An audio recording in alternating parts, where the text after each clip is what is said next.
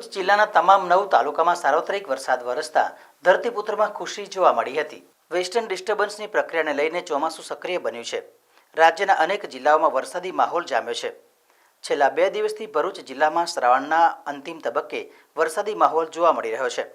તમામ 9 તાલુકામાં સાર્વત્રિક વરસાદને પગલે આકાશમાંથી ખેતીલાયક વરસાદ વરસતા ધરતીપુત્રમાં ખુશીની લહેર છવાઈ છે। જિલ્લામાં સૌથી વધુ વરસાદ નેત્રંગમાં 4 ઇંચ નોંધાયો હતો। વાલિયામાં 2.5 ઇંચ, ઝઘડિયામાં 1 ઇંચ, હાંસોટમાં 15 મિલીમીટર અને અંકલેશ્વરમાં 21 મિલીમીટર વરસાદ નોંધાયો હતો। ભરૂચના શહેરી વિસ્તારમાં 1 ઇંચ, જંબુસરમાં 5 મિલીમીટર, આમોદમાં 7 મિલીમીટર અને વાગરામાં 5 મિલીમીટર વરસાદ નોંધાયો હતો।